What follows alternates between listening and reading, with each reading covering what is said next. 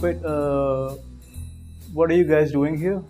I thought there was. Oh, wait, what? Oh, okay. You guys want to know how to articulate your thoughts better, is it? Oh, okay. You guys have come to the right place. You know, we have a very special video for you. Very effective two-step, easy to follow, easy to implement two-step program. Let's just dive right into it. So, step one is be this guy, and step two, what articulation problem? It's over. That's it. So two-step solution, easy to follow, very straightforward. Thank you for joining our video today. Thank you for watching it.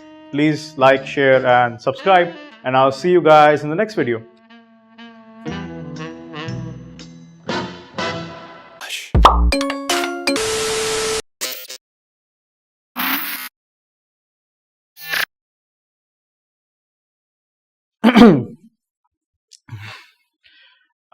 Okay, guys. All right. I hope you're still here after that, little skit. I was trying to shuffle things up. I was kind of bored with starting with the same intro again and again. He's got a point. So that was our attempt at a little humor. Please, I hope you didn't get offended or anything. It was all in good fun, in good jest. Okay. Now we'll discuss the topic in detail.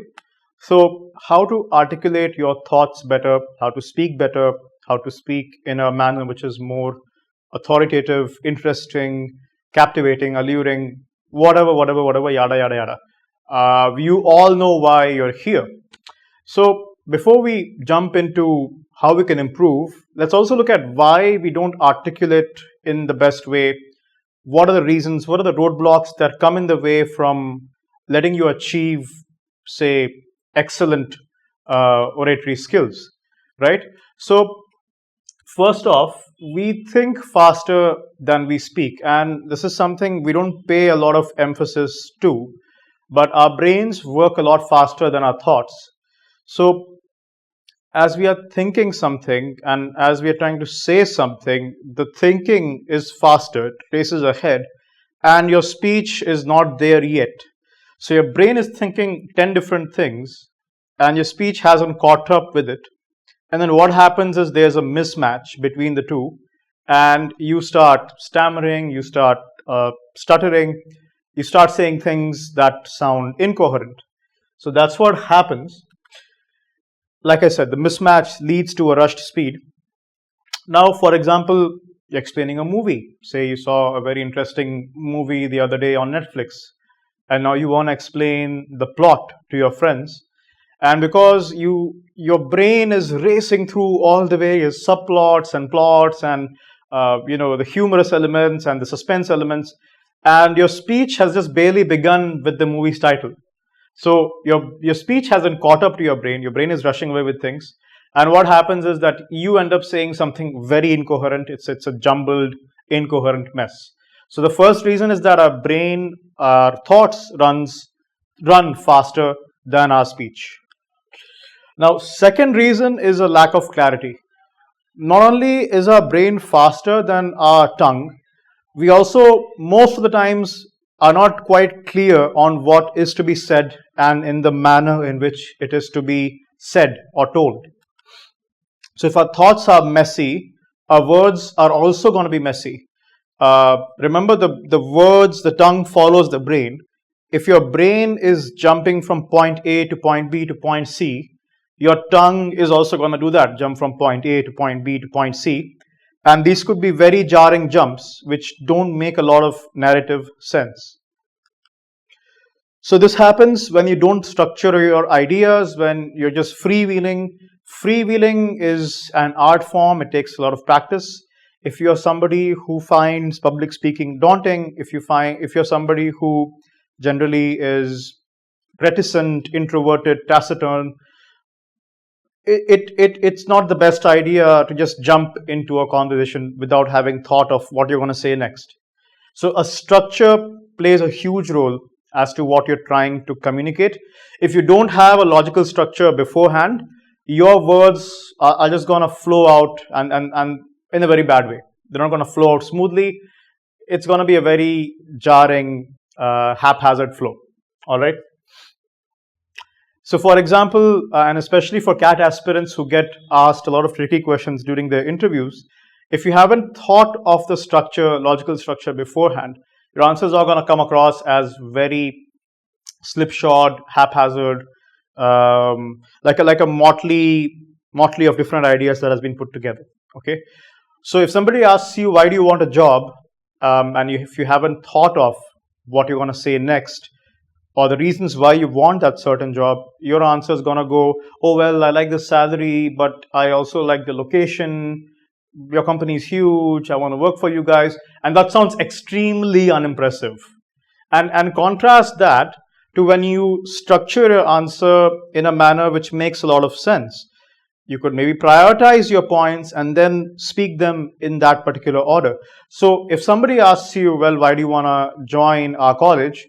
Instead of saying, oh, well, it's a good college, oh, well, your faculty are very nice, and I would be very thankful to study at your college, you could begin with saying, well, your college specializes in finance. I'm somebody who's from a strong financial background.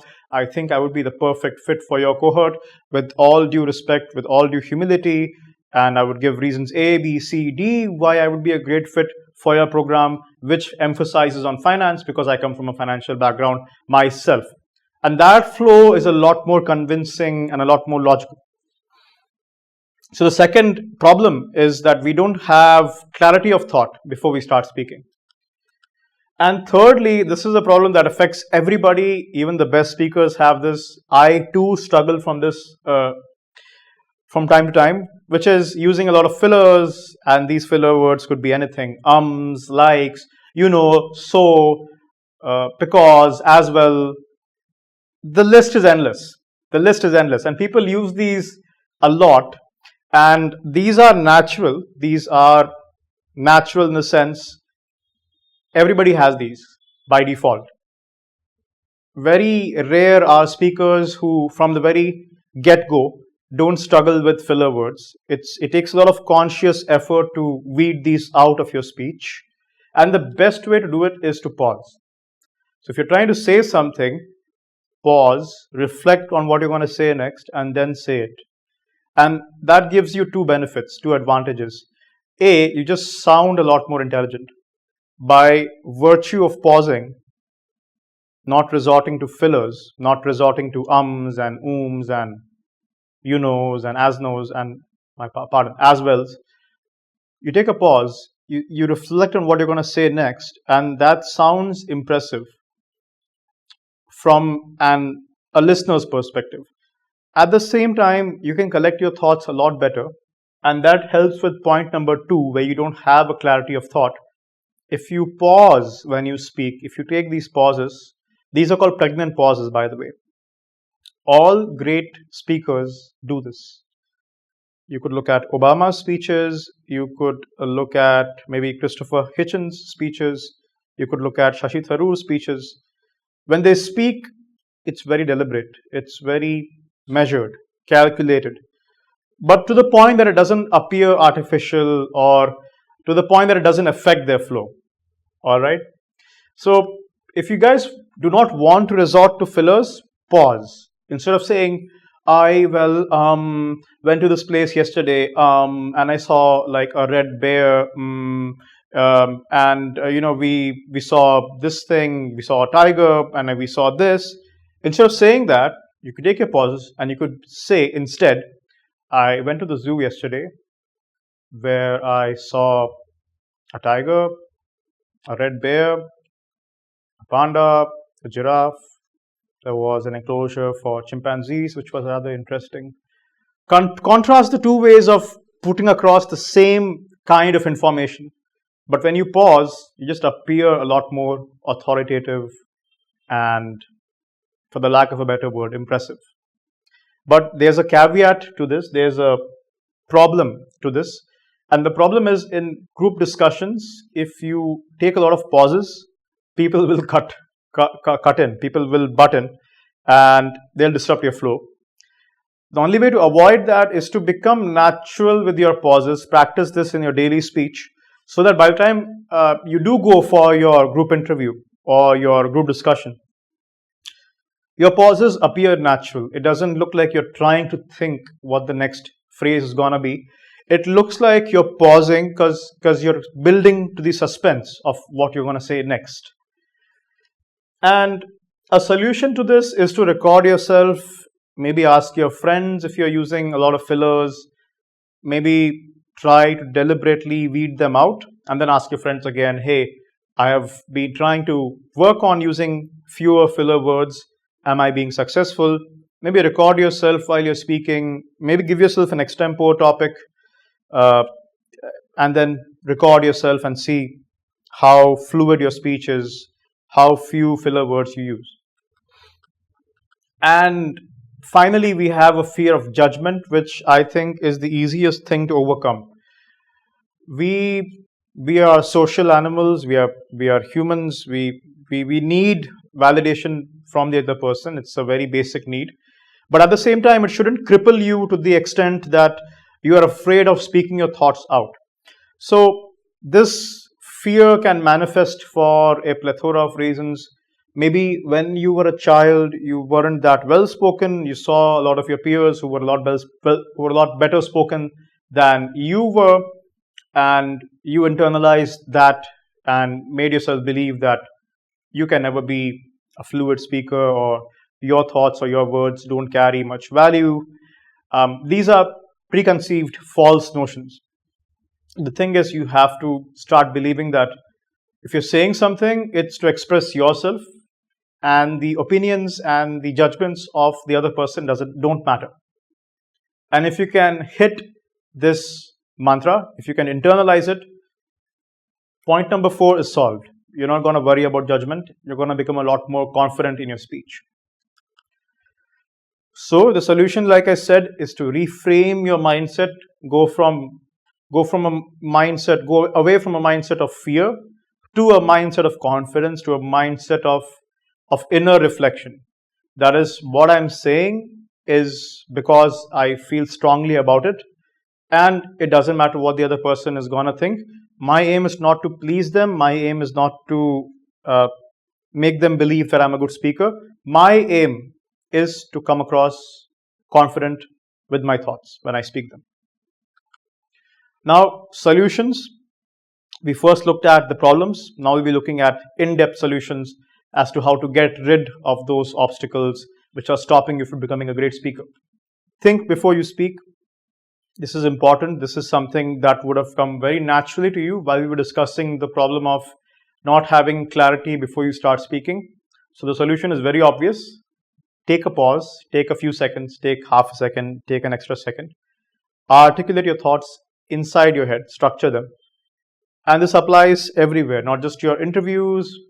Could be a conversation with your parents, could be a conversation with your friends, could be a date, could be anything, any social setting. This works. Give yourself half a second and ask yourself, or give yourself a second and ask yourself, what's the core message? What am I trying to put across? Try to summarize that core message. And as long as you have the core message in the back of your head, you won't go astray with your speech. So, for example, we discussed the movie example where I said, what if you had watched a movie on Netflix and you wanted to explain that to your friends? How would you go about doing that? So, your brain's going to run through the entire movie, and it's going to jump from one scene to another scene, and these scenes are going to be very disparate, very separate. So, instead of trying to follow your brain with your speech, try to arrest this jumping and ask yourself, what's the most important thing about the movie? Say the movie was a crime thriller.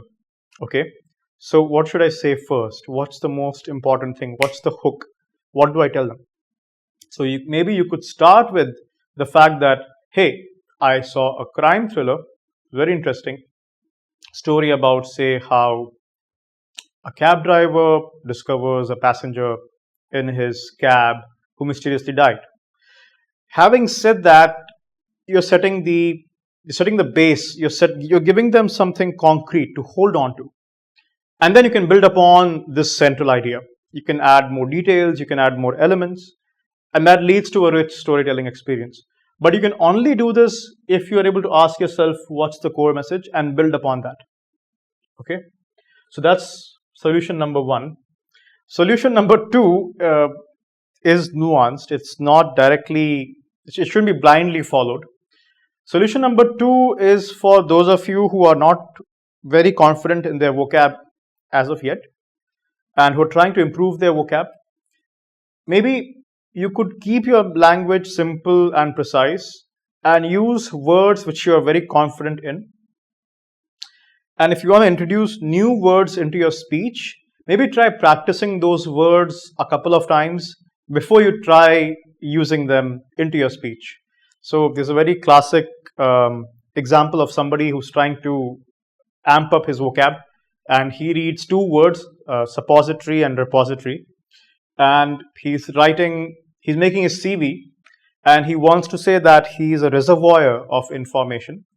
And so instead of saying that he's a repository of information, he ends up writing that he's a suppository of information. Suppository, by the way, are medicines or drugs that you take from the other end of your digestive canal, and I'm not going to go into any more details, so you guys understand what I'm talking about. So unless you're very confident about a word, don't use it. Keep your language simple and precise. You get comfortable with this new word, slowly introduce it, and check, hey, am I using this word correctly? And if you are, fine, then that word can become part of your general vocabulary. Okay?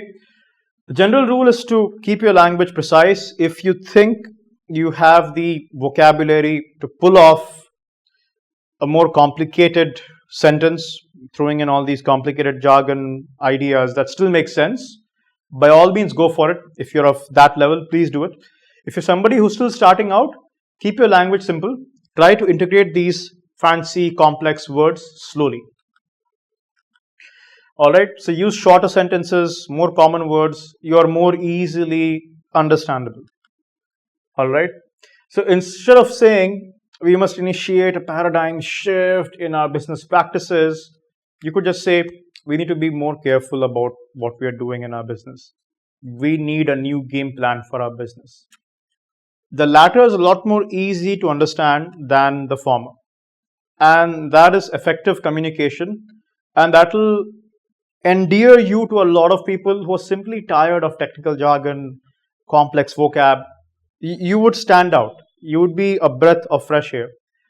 But at the end of it all, it should be very natural to you. If using simple and precise language is something that comes to you naturally, do it. If you have the chops to pull off complicated words, long, complex phrases, don't change your style. Don't change your style. Do it. Practice more so that it appears to be second nature. The thing that you should be careful about is not to come across as pretentious. Thirdly, structuring your speech. There's the ABC formula. So A is that you start with your main idea. B is that you build upon the main idea. And C is that you conclude whatever you just said. So, for example, if I have to talk about AI, or if I have to talk about anything, any burning topic in the world right now, let's just take AI. You could either jump from topic to topic and say, oh well, AI is dangerous. Oh well, I don't know what Elon Musk is doing with AI. Oh well, India doesn't have strong AI laws. Oh this, oh that, and it sounds very disorganized. Or you could start with, hey, I think AI is tricky. It has a lot of potential, but it's dangerous. Then you go into details. It's dangerous because there are biases that creep into AI. We have to be very careful about the kind of data that we are using to train the AI. We have to be careful that the AI doesn't have racist undertones that creep into its algorithms that start pushing this AI down the slippery slope of discrimination, and so on and so forth. And so I think we have to be careful with AI. And that's a much better way of putting your thoughts across. So try practicing this with everything that you're trying to say from now on. Think of main idea, supporting evidence, conclusion. Try practicing this in whatever conversations you're having, and see the difference. In a month, in 2 months, in 3 months, you'll see marked improvements. You'll see a visible, discernible change. Control your pace and tone. This is something I do a lot. I speak slowly sometimes because I'm trying to think of what to say next. And that helps a lot. That helps with organizing your thoughts better. That helps with choosing the right word to describe what you're about to say next. And it just makes you sound a little smarter. So instead of using fillers, instead of using ums, take your time, slow down, slow your pace, introduce pauses, structure your thoughts, speak effectively. If you guys want, you can look at TED speakers. They exemplify this point really well. So if you look at the average TED talker, the average TED speaker, and I say average, but these guys are very good speakers. I mean an average TED speaker. And you will notice that they use all of these techniques that I talked about. And they use it a lot, which is one of the reasons why they sound so impressive when they speak. Up next, avoid redundancies, and we do that a lot. I too do this a lot. It creeps into my speech, it creeps into my writing. It's something I'm actively working on. It's something everybody's actively working on. So you can avoid redundancies such as redundant phrases like advanced planning. What's advanced planning? Planning means something that you're doing for the future, for in advance. So what is advanced planning? It's kind of redundant. Wordy expressions at this point of time, instead of saying that to sound smarter or more intelligent, maybe cut that out and just say now. Well, we need to be careful about our financials now. Instead of saying, well, we need to be careful about our financials at this point of time. Look how long-winded that sentence suddenly becomes. Commonly repeated ideas, new innovation. What's new innovation? Innovation is always new. So these are things, redundancies that you can avoid in your speech if you're a little careful about what you're saying. Another common redundancy is they were completely surrounded. What's completely surrounded? You're surrounded, that implies that you are surrounded on all sides. The word surrounded implies that. So to say completely surrounded is a redundancy. And finally, you can practice a set of techniques to improve your articulation. There's the N-step explanation challenge. So if you are to explain something, maybe try to break it down into steps. This is especially useful for procedures, for processes. If you break them down into simple steps, 1, 2, 3, 4, try to explain it. It gives a lot of structure and clarity to your speech. Mirror speaking exercise. Practice speaking in front of a mirror. Take an extempore topic. Try to speak it before a mirror and see where you're going wrong. A mirror really helps you notice the tiny inconsistencies, the tiny errors that creep into your speaking. So the mirror exercise is very, very useful. It's super useful is what I'm trying to say. And I'm being redundant here. So the redundancies creep in, right? It's not easy to eliminate redundancies, but I'm trying. Record yourself. Take a camera, sit before it, record yourself speaking for 3 minutes. Analyze the recording. Look for redundancies. Look for phrases that you could have probably cut short and delivered that same thought or idea in a much more efficient and effective way. Look for fillers, look for pauses which go too long. The best way to improve your speaking is to analyze it. So you could do this exercise maybe once every 3 days, once every 2 days. Take 3 minutes of your time, give yourself a topic, speak on that topic, but record yourself and then analyze it. So that brings us to the end of our video. Thank you so much for staying with us till the very end, especially after that goofy little skit right at the start. And if you like this video, please like it and please share it with your friends, and please do subscribe to our channel if you want more informative videos like these. And thank you so much. Have a nice day.